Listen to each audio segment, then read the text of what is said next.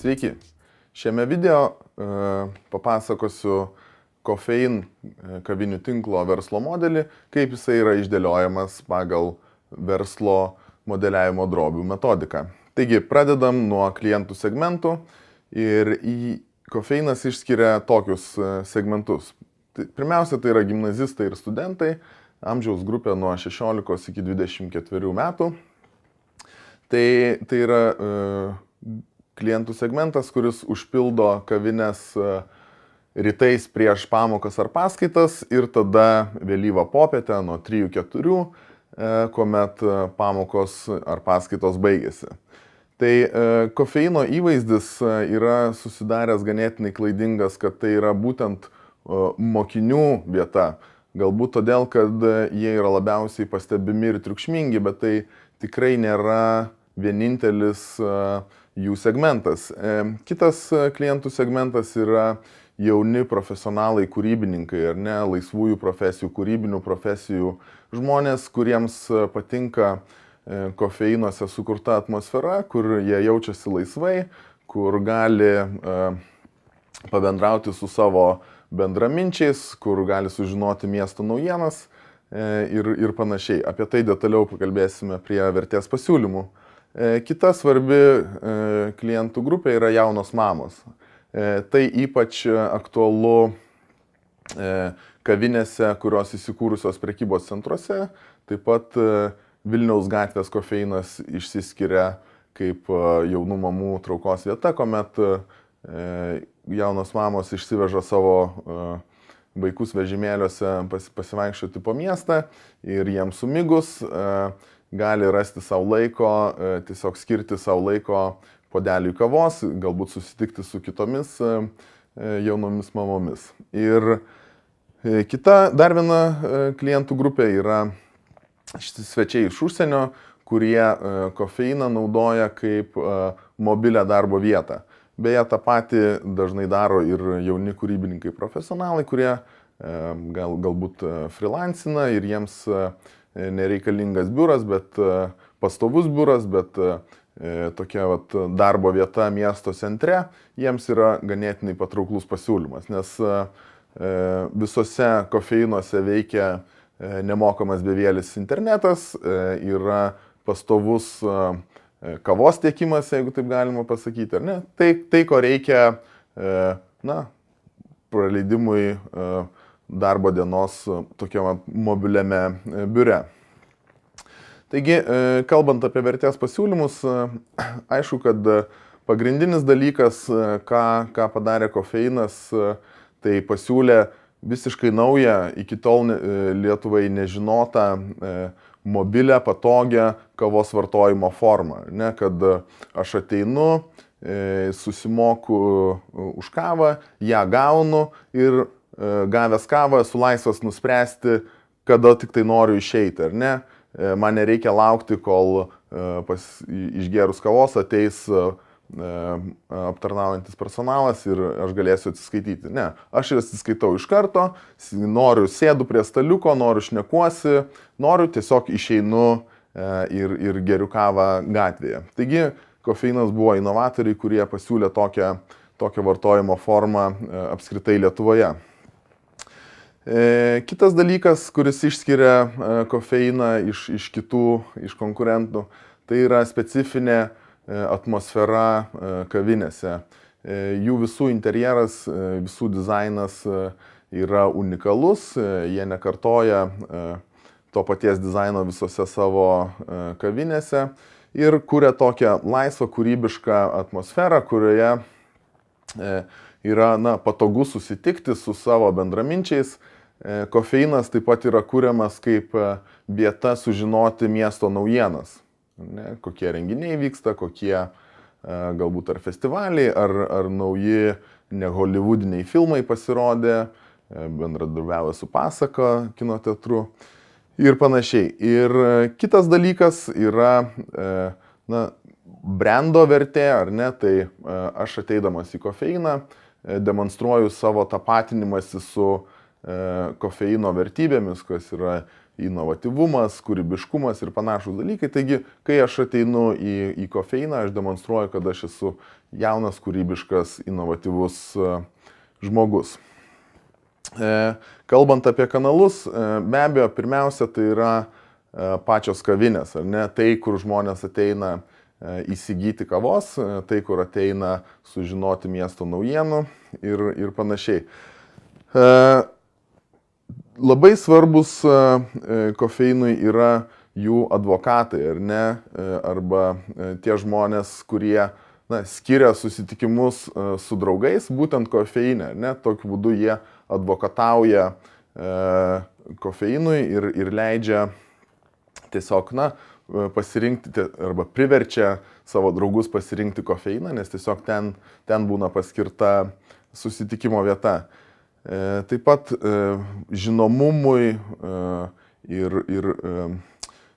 palyginimui su kitais tinklais kofeinui labai gerai tarnauja socialinės medijos ir, kaip sako vienas iš įkūrėjų Nidas Kiuberis, jeigu atsirado nauja kažkokia socialinių medijų platforma, tai būk tikras, kad mes tenai būsim pirmi anksčiau už konkurentus.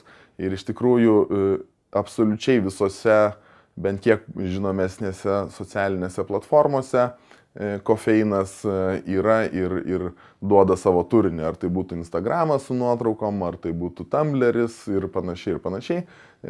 Kofeinas yra visur ir iš tikrųjų tą skleidžia savo žinią ir savo aurą visose socialinės medijos kanaluose.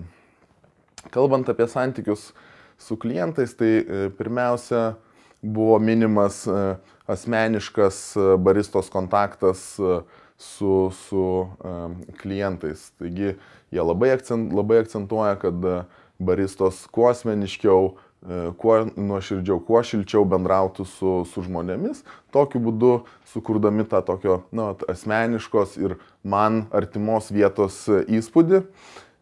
Svarbi iniciatyva yra lojalumo programa Magic Card, kurios dalyviai gauna specialius pasiūlymus ir taip yra kviečiami užsukti dar kartą į kažkurią tai iš kavinių. Taip pat yra taikoma 10% nuolaida visiems pirkiniams kavinėse. Ir aišku, socialinės medijos vėlgi kaip santykių su klientais valdymo įrankis, kaip mano jau minėtas Nidas, jis iki šiol pats asmeniškai atsakinėja į vartotojų ar klientų išreiškiamą nepasitenkinimą, kritiką, taip pat pagirimus.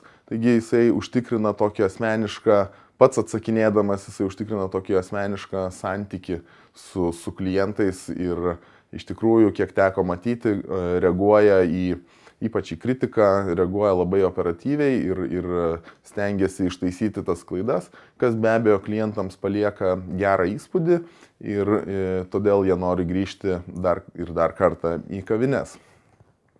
Kalbant apie pajamas, tai be abejo, kaip ir priklauso, kava. Kava sudaro apie 80% kofeino pajamų, kitos yra konditerijos, maisto ir gaiviųjų gėrimų pardavimai. Dabar pagrindiniai ištekliai, kurie reikalingi sukurti šitą vertę klientams, tai be abejo yra kavinės. Kitas labai svarbus išteklius yra marketingo komanda, nes tai yra, ko gero, marketingas arba pozicionavimas yra tas dalykas, kuris išskiria kofeiną iš kitų konkurentų. Taigi marketingo komanda labai svarbu ir personalo specialistas ir personalo procesai, atranka, ne? Svarbu turėti teisingus žmonės, teisingus baristas, kurie moka šypsotis ir draugiškai prakalbinti klientą. Taip pat apmokymų sistema yra labai svarbi, kad ypač kai dabar daugėja kavinių, kad per visas kavines būtų vienodas standartas, kaip yra aptarnaujami klientai.